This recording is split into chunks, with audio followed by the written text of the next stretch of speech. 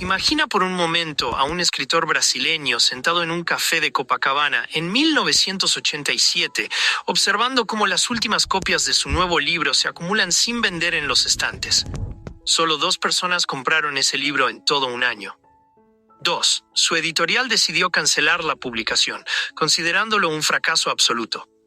Ese libro se llamaba El Alquimista, y ese escritor era Paulo Coelho. Hoy, 35 años después, ese mismo libro vendió más de 150 millones de copias en 80 idiomas, convirtiéndose en uno de los libros más vendidos de la historia de la humanidad.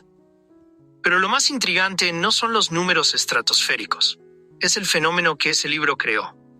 Millones de personas en todos los continentes afirman que sus vidas cambiaron completamente después de leerlo. Esta es la historia revelada por el propio Paulo Coelho sobre cómo un hombre que pasó por manicomio, prisión y fracasos devastadores, escribió el libro que se convertiría en la brújula espiritual de una generación entera. Paulo Coelho siempre fue directo al contar su historia. Yo nací en 1947 en Río de Janeiro, en una familia católica tradicional de clase media. Mis padres eran buenas personas, pero simplemente no conseguían entender quién era yo. Desde niño sabía que quería ser escritor, que quería vivir una vida diferente, pero para ellos eso era locura, literalmente. Es así como Paulo describe su infancia, sin rodeos, sin victimización, solo exponiendo los hechos con la honestidad brutal que caracteriza su obra. Cuando tenía 17 años, en 1964, ocurrió lo que él llama el mayor trauma de mi vida.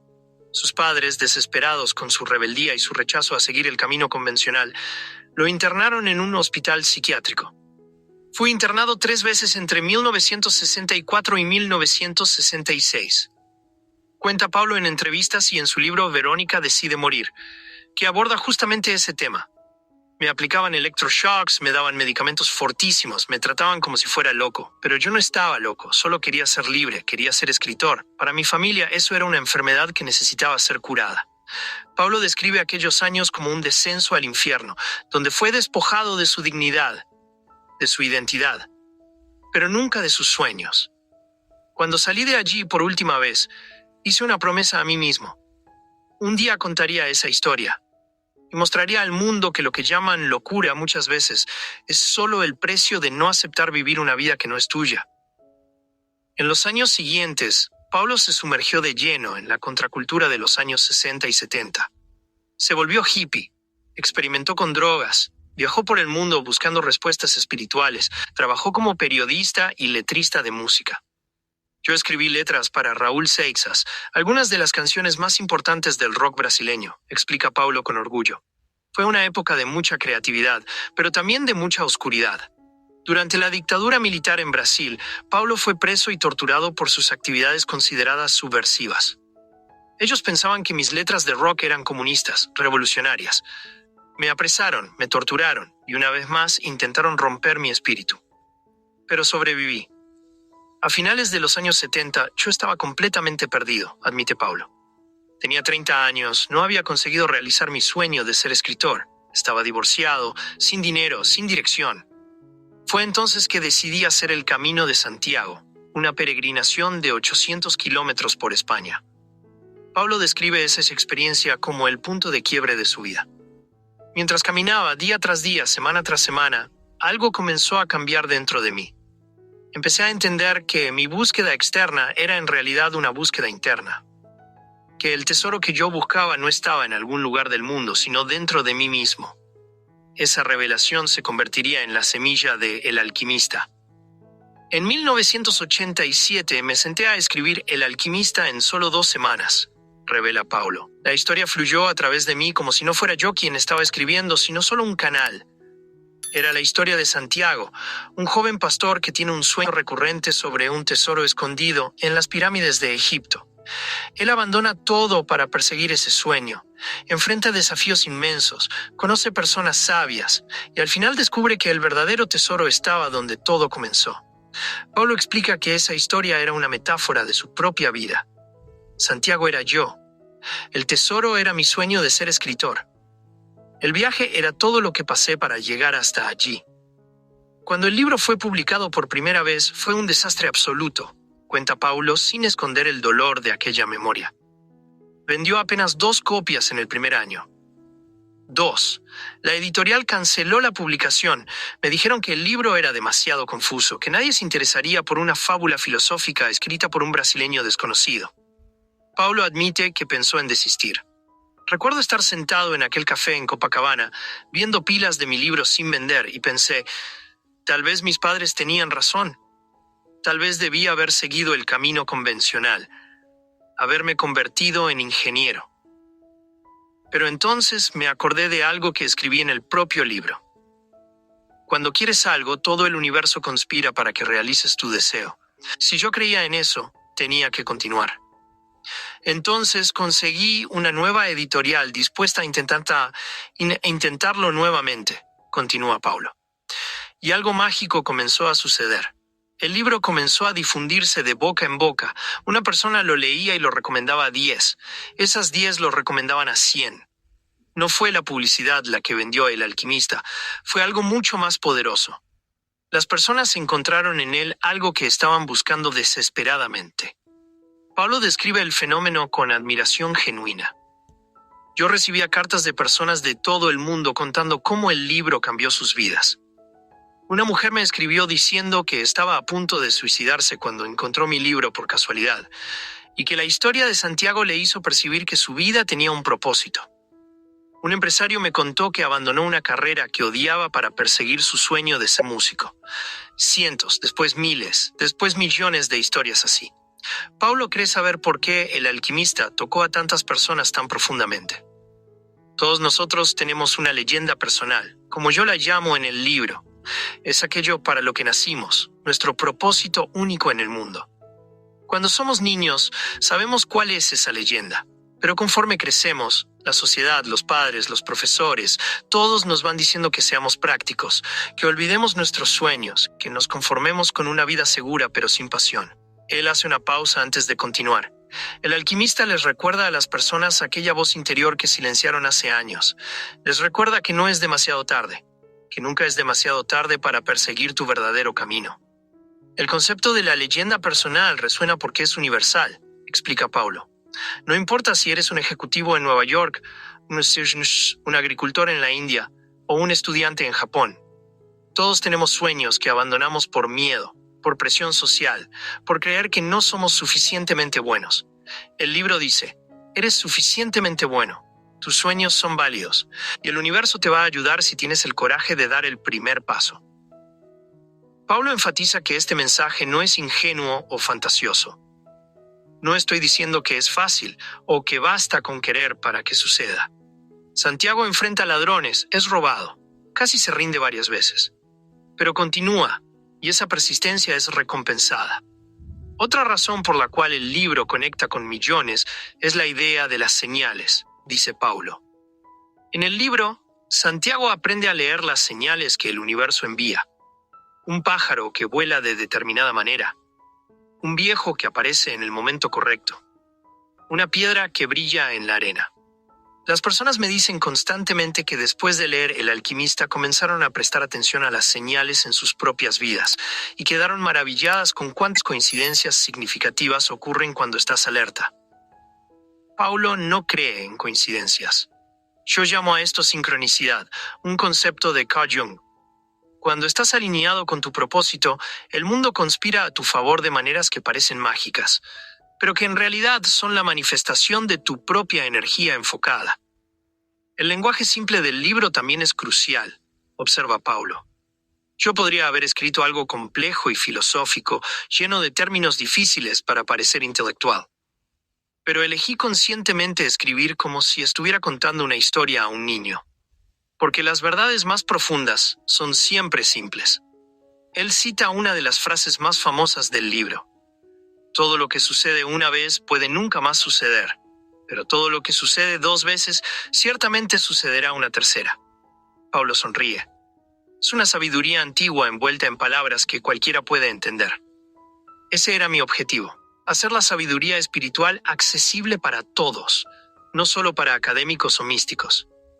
El personaje del alquimista en el libro representa a los maestros que todos encontramos en nuestro viaje, explica Paulo. Aquellas personas que aparecen en el momento exacto en que necesitamos, que nos enseñan algo crucial y después desaparecen. Yo tuve varios alquimistas en mi vida, profesores, amigos, hasta extraños que dijeron algo que cambió mi perspectiva. Paulo cree firmemente que cuando el alumno está listo, el maestro aparece. Pero necesitas estar abierto, necesitas estar buscando. Si Santiago se hubiera quedado cuidando sus ovejas por miedo, nunca habría encontrado al alquimista. La parte más controvertida del libro es el final, admite Paulo. Cuando Santiago descubre que el tesoro estaba enterrado en la iglesia donde tuvo el sueño original, algunas personas se frustran, piensan que fue todo inútil, que dio la vuelta al mundo para nada. Paulo niega con la cabeza. Pero ese es exactamente el punto. Santiago necesitaba hacer todo aquel viaje para convertirse en la persona capaz de reconocer el valor del tesoro. Si hubiera acabado allí al inicio, no habría encontrado nada, porque todavía no era quien necesitaba ser. El viaje lo transformó. Y cuando volvemos al lugar donde comenzamos, nunca somos los mismos. Paulo cuenta que esta idea viene de T.S. Eliot, el poeta que escribió: "No debemos cesar la exploración, y el fin de toda nuestra exploración será llegar donde comenzamos y conocer el lugar por primera vez". Él continúa: "Muchas personas me dijeron que después de leer El alquimista, volvieron a sus ciudades natales, se reconciliaron con sus padres, retomaron proyectos abandonados y descubrieron tesoros que siempre estuvieron allí, pero que no podían ver antes, porque necesitaban el viaje para ganar nuevos ojos". Otro tema poderoso es la idea del miedo como el mayor obstáculo, dice Paulo.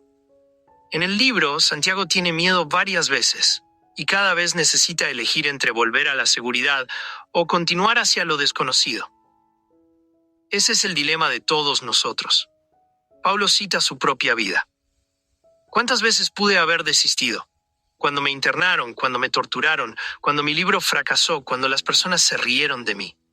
Pero el miedo de morir sin haber intentado era mayor que el miedo de fallar. Y eso es lo que Santiago aprende. El único fracaso real es no intentar. Las personas me preguntan si El alquimista es un libro religioso, comenta Paulo. No, no lo es. Es un libro espiritual, que es diferente. Religión es sobre dogma, sobre seguir reglas establecidas por otros. Espiritualidad es sobre tu conexión personal con lo divino, sea como quieras llamarlo. Dios, universo, energía, alma del mundo. En el libro, Paulo introduce el concepto del alma del mundo, una fuerza que conecta todas las cosas. Es la idea de que todo en el universo está interconectado, que cuando sigues tu camino con corazón puro, estás en armonía con esa fuerza mayor. Y cuando estás en armonía, las cosas fluyen. El éxito de El alquimista me enseñó algo profundo, reflexiona Paulo. Durante años intenté ser aceptado por el establishment literario brasileño, por los críticos, por la élite intelectual. Me despreciaban, decían que mis libros eran simplistas, New Age, sin valor literario. Y eso me lastimaba. Paulo hace una pausa. Pero entonces me di cuenta de que no estaba escribiendo para críticos literarios. Estaba escribiendo para personas reales, con problemas reales, buscando esperanza real. Y esas personas, millones de ellas, encontraron valor en mi trabajo. Aprendí que no puedes agradar a todos y que necesitas elegir para quién estás creando. Hoy, cuando miro hacia atrás y veo el impacto que El alquimista tuvo, me siento humilde y agradecido, dice Paulo con sinceridad. Pero también veo esto como una responsabilidad. Millones de personas fueron inspiradas por este libro a perseguir sus sueños, y yo necesito vivir de acuerdo con ese mensaje.